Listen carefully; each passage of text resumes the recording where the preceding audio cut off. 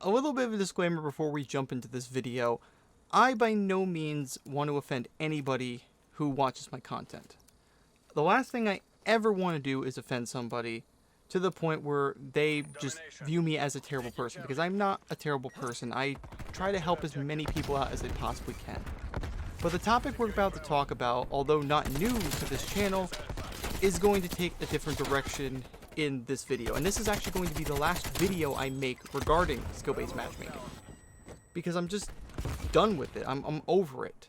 But I feel like after watching a number of other people come out and voice their concerns about skill-based matchmaking, I've just been reinvigorated to make a video with just a much bigger and different perspective in mind. And the way I'm going to go about doing it this time is I'm just going to go for it. I'm just going to go right for the throat, and, you know, whatever happens is whatever happens. I just want people to know where I stand with this system. And quite frankly, Tim the Tatman made a video the other day talking about his views on skill-based matchmaking, and I agree with him 100%. Skill-based matchmaking is dog shit. It has no place in public matchmaking and shouldn't be in any public match-made game. Back in the days of Xbox 360, if any of you had Xbox 360 when it first came out, you probably had Halo 3. Halo 3 was a great game for a number of reasons, but the best reason was its ranked mode. Essentially, in normal social play, you could rank up like you would in any other multiplayer shooter game like Call of Duty, and earn ranks just by getting experience and having fun playing matches. If you wanted to go for higher ranks in like Brigadier or General, you would have to jump into ranked playlists, things like Lone Wolf. And these playlists did a great job at separating the lesser skill players from the better skill players. It was a good way to make you really earn that rank and have something to actually brag about. Like, when you were a general back in the day, you'd walk into school and you were like, oh, I'm a general in Halo 3, and that meant something. That to everybody around you who played Xbox, they were like, wow, that you're really good then. You must be great at the game. You know, so many people wanted to be generals in Halo 3 that they went out of their way to hire people to virtually boost their accounts to get there. I remember back in the day there was tons of people sending me messages on a daily basis offering to boost me for like 250 Microsoft points or something like that, or 2,500 Microsoft points, some ridiculous stupid amounts. And you know, the same thing was for Call of Duty as well, where you could get into a hacked prestige lobby. Things that people wanted that took a lot of time and skill to get, but they didn't want to put the effort in doing it. Well, in skill-based matchmaking's current form in Black Ops Cold War, it's basically like there's no point to even having it in public matchmaking. There's no reason for it. We're not playing for very high prestigious ranks. We're literally playing for camo challenges, high kill games, and just pure fun. That is all we're doing in Black Ops Cold War. There's not even a league play mode yet.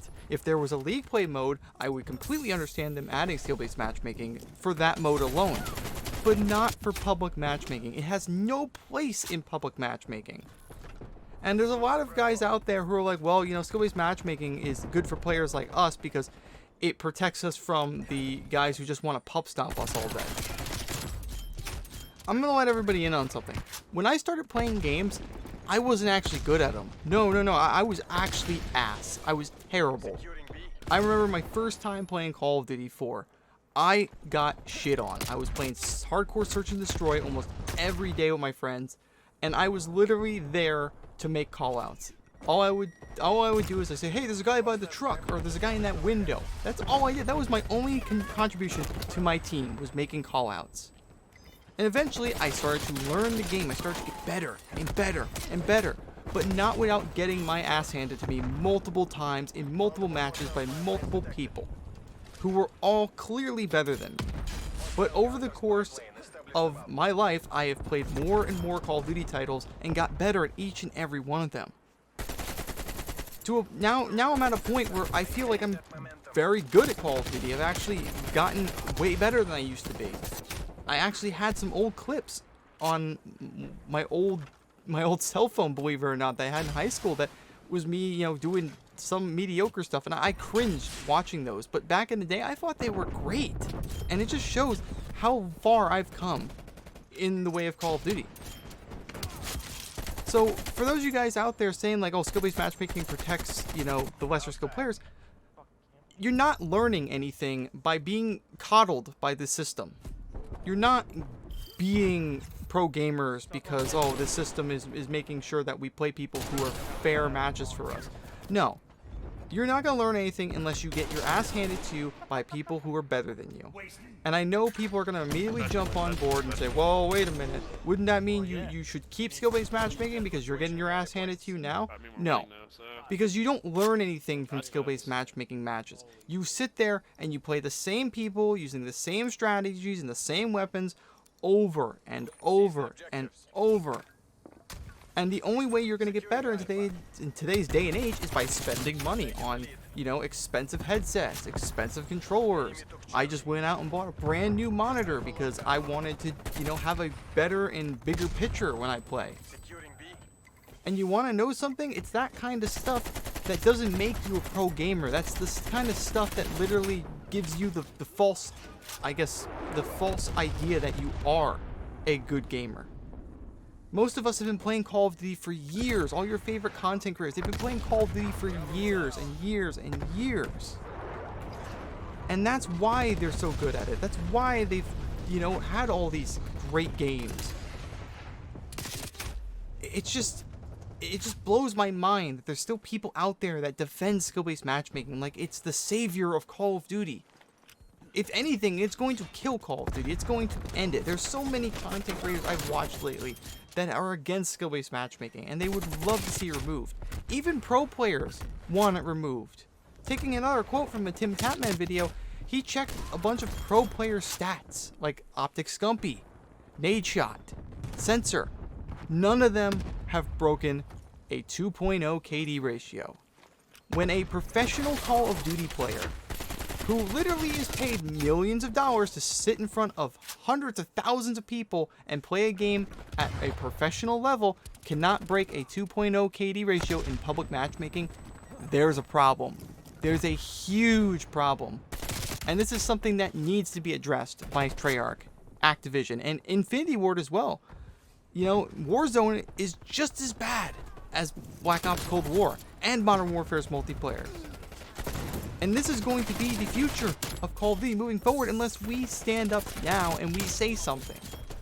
I don't think the game, you know, has enough mileage yet to, you know, get enough attention on skill-based matchmaking. I also don't think there's a lot of people talking about this besides a small group of people. But everywhere I look, every article I read is basically the media shitting on the people saying skill-based matchmaking is bad. So those guys out there, have you actually played one of these fucking games? Have you actually hopped into a match and experienced what it's like to get penalized for actually doing a good job? I remember back in the day when I used to invite friends over my house and we used to play Mario Party. We had that one friend who was not very good at Mario Party or video games in general. As a matter of fact, the only video game console he ever owned was a ColecoVision.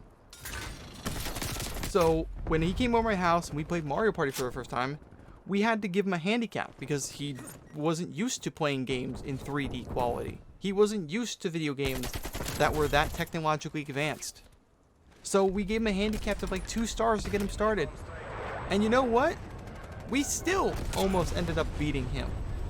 But that's basically what skill-based matchmaking is doing for some people, is it's giving people a handicap. It's basically saying like, we know you're not very good at the game. So here's a lobby of people who also aren't very good at the game. And then the rest of us are thrown into hardcore, sweaty lobbies where we're literally fighting like it's our last day on Earth. And that's the thing that sucks.